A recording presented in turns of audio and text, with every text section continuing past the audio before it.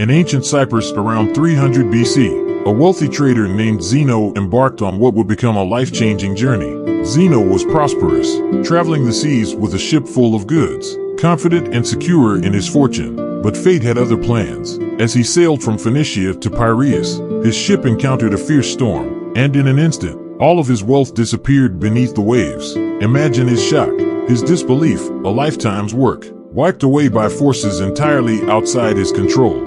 Most of us would be devastated, crushed, even angry. We might wonder, why me? And feel betrayed by life itself. But Zeno didn't respond with bitterness. Instead, he chose a path that would give birth to a philosophy that has influenced millions of people across millennia. Rather than lament his loss, Zeno began to seek answers, and in doing so, he laid the foundations of Stoicism.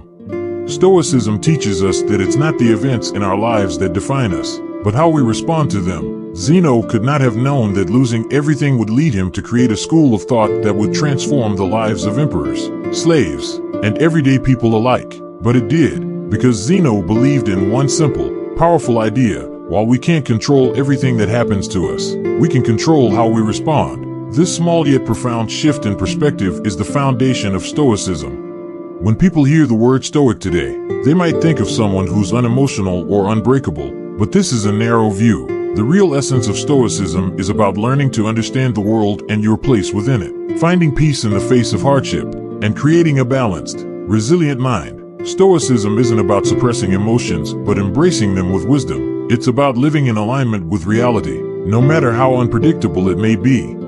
At the heart of Stoicism is the idea of dichotomy of control, a concept that has guided Stoics through personal and political upheavals, life-altering events, and even daily frustrations. The dichotomy of control reminds us to focus on what we can control: our thoughts, our actions, our character, and to accept what we cannot control.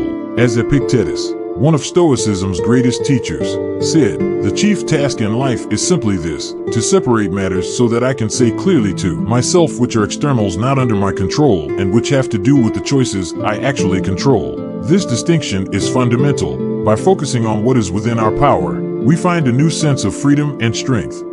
Imagine for a moment the rigors of ancient Rome, a place where power and politics ruled every aspect of life. It was in this world that Stoic philosophy flourished. The Stoics gathered in public spaces, discussing ideas openly, believing that their teachings should be accessible to everyone: rich, poor, men, women, free citizens, and slaves alike. Stoicism became a philosophy of the people, spreading rapidly through Rome and beyond. In fact, some of the most influential Stoics in history came from vastly different backgrounds: Epictetus, a former slave; Seneca, a prominent statesman; and Marcus Aurelius, the Roman emperor himself.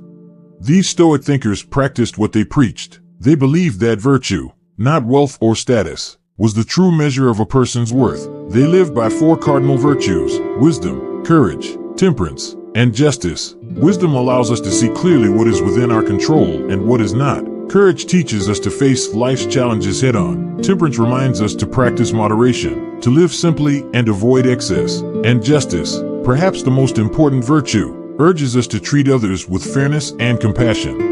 The Stoics were ahead of their time in many ways. They promoted inclusivity, and even the word cosmopolitan, meaning citizen of the world, comes from Stoic thought. Stoics saw no barriers between people, believing instead that everyone was connected. While most philosophies of the time excluded women, Stoicism welcomed them. Musonius Rufus, a Stoic philosopher and teacher of Epictetus, once argued passionately for women's right to study philosophy, saying, "It is not men alone who possess eagerness and a natural inclination toward virtue, but women also."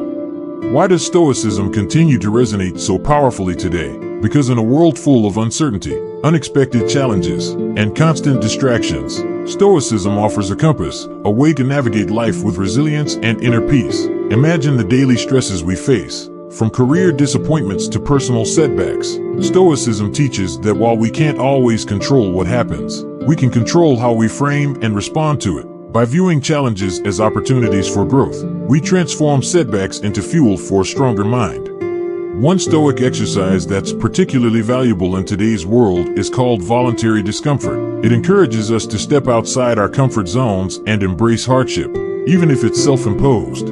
For example, sleeping on the floor instead of your bed, or taking a cold shower when you usually prefer a hot one. This practice reminds us of our resilience and fosters gratitude for what we have. When we intentionally experience discomfort, we become less dependent on comfort and more capable of facing life's inevitable difficulties. The dichotomy of control also speaks to the pressures we face in a world dominated by external validation. Many people judge their success based on factors they can't control, likes, views, promotions, or wealth. Stoicism encourages us to measure success by the effort we put in, not by the outcome. When we focus on what we can control, we free ourselves from the trap of endless comparison and disappointment. Take, for example, a content creator on YouTube. They can control their creativity, their effort, their consistency, but once a video is published, its success depends on factors beyond their control, the algorithm, viewer preferences, and timing. The Stoic approach would be to judge the video's value based on the effort and care put into it, rather than the number of views it receives.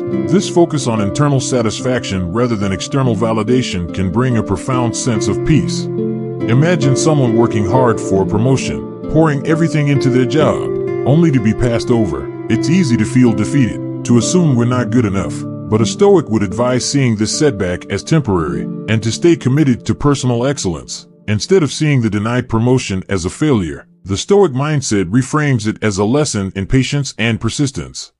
Stoicism's relevance today extends beyond individual growth. The field of modern psychology has integrated Stoic ideas into therapies like rational emotive behavioral therapy, REBT, and logotherapy. RET, for example, helps people recognize and challenge irrational beliefs, replacing them with more grounded and positive perspectives. Logotherapy, inspired by Stoicism, emphasizes finding meaning in life's challenges, a purpose that can drive us even in difficult times. This journey of self-discovery and resilience is lifelong. As we practice Stoic principles, we slowly rewire our minds to focus on what we can control, to detach from unrealistic expectations, and to find fulfillment within. Stoicism offers a way to navigate our ever-changing world with a steady, thoughtful, and open mind. In the words of Seneca, learning to live with less will create space for what truly matters to you, instead of accumulating more possessions or pursuing wealth endlessly. Stoicism encourages us to find value in simplicity. True happiness, for a Stoic, isn't found in material wealth or status, but in living with integrity, purpose, and peace. Stoicism is not just a philosophy, it's a practical guide for facing life's ups and downs with grace and courage. It helps us weather storms and appreciate the calm. And if the worst happens, if our own ship sinks, Stoicism reminds us that we can face any ending with dignity, knowing we lived a life aligned with what truly matters.